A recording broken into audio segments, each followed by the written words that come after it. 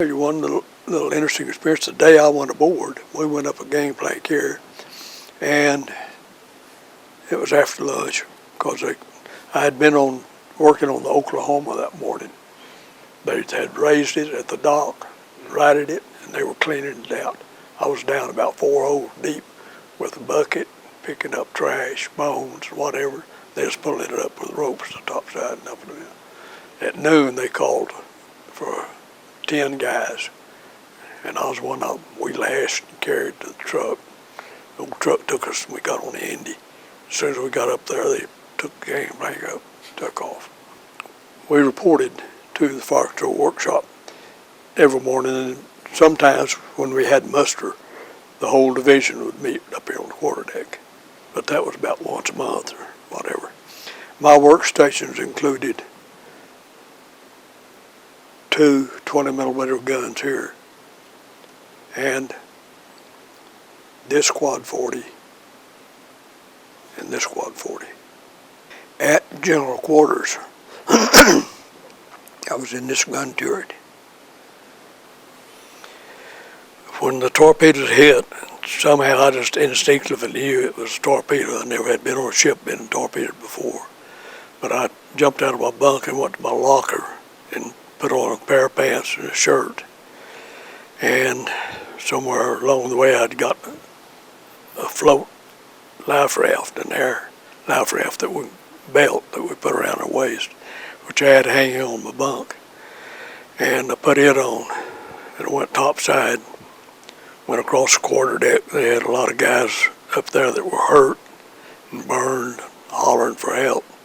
But I went on back aft and was passing out life jackets to some of the guys on gun watch. And 2 of my best friends and I went down one deck from where we were working and tried to help push a lifeboat off. The other guys had already cut the ropes loose, and the boat was just being held up by a whole bunch of guys. And the ship was still listing. It listed far enough that I thought we were really in danger. I said, let's get out of here. So we went back up on the next deck. The ship listed again, and the boat crushed a bunch of guys in a bulkhead right behind us. And we went up to the next deck, and it turned over so far that we just climbed over a gun shield and started walking down the side, shoved off in the water and started swimming. We figure it blowed, I don't know how much of the bow, but a bunch of it off. And opened up, this one hit, where it hit was in the middle engine room, or forward engine room. It's the only one on that side anyway. And that would have been the biggest compartment that would have been open. But we were just going through the water, scooping it up evidently for that thing to leave in 15 minutes.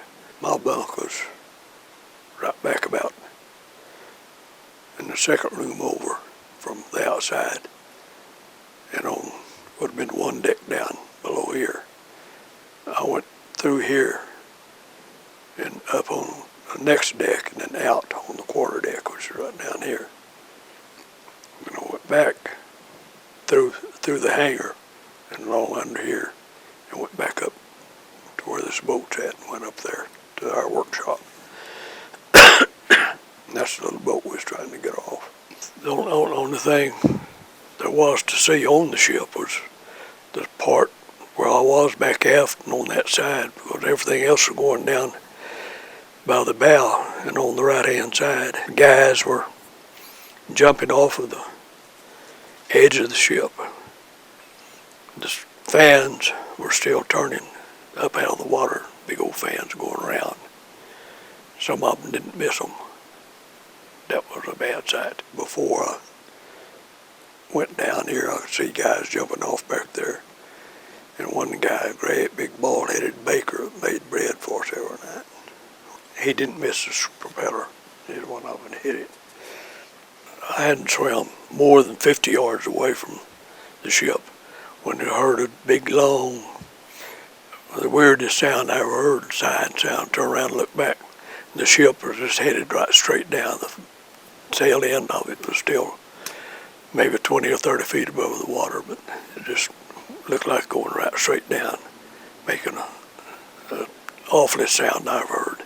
I heard some guys talking and swam out to where they were. And they had some life rafts. We tied those 4 life rafts together and put the guys that were burned and hurt the worst up on those life rafts. And we kind of hung on the side of them the rest of that night. The next morning, a floater net bundle came by. We got it and untied all the net and everything and spread it out.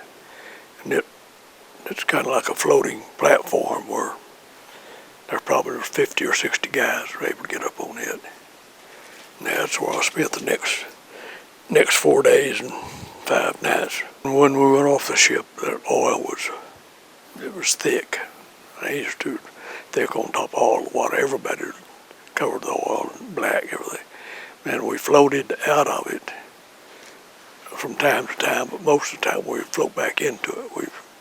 We were out there in the oil biggest part of the time. In fact, that's how the guy found us.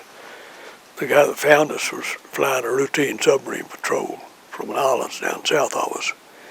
And he saw this oil slick, and he thought it was good. I found me a Jap sub. I've been at all the whole war, haven't got to do anything. Well, from about 12:15 in the morning till I don't know what sun up, probably around 5 or 6 or whatever. And we could look out across the water and we could see a bunch of fins out there floating around.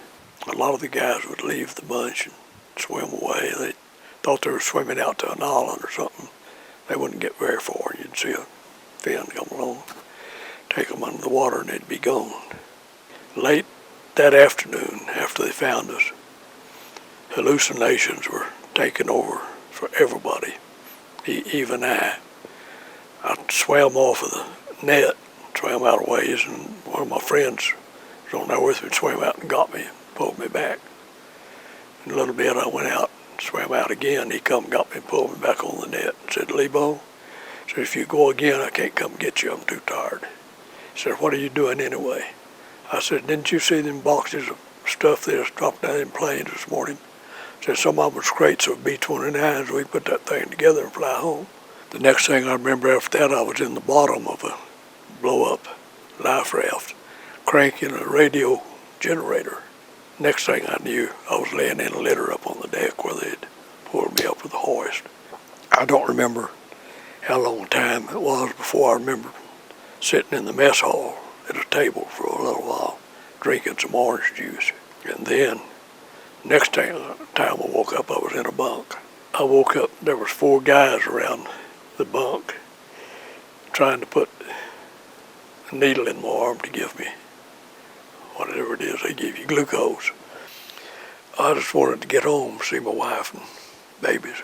At that time, my second little daughter had been born. When I started swimming out in the water, I remembered that when I was in Abernathy on leave, the last day I was home before we sailed, I was at my mother's house playing touch football out in the front yard with a bunch of my brothers and sisters. I went in the house to get me a drink of water, and my mother got up, followed me in the house and said, "Cleatus, what's wrong?" I said, "Oh, nothing." She said, "Don't tell me nothing, I know something wrong." I said, "Well, I just dread going back this time. I'm afraid something bad's going to happen. I just don't want to go." She said, "Well, I wish I could go for you, but I can't. I wish I'd go with you, but I can't, but I know who can." I said, "Yeah, we know who can, Jesus." I never thought anything more about that until I went hit the water and started swimming that night. I remembered it. So I just said a little short prayer. "Lord, help me." And when I did, a feeling of calm, peace just overtook me. And I knew everything was going to be okay. I was either going home to Abernathy or I was going home to heaven, and it didn't make any difference which. But everything was all right. And I think that one thing helped pull me through the next 5 days and nights out there on that raft.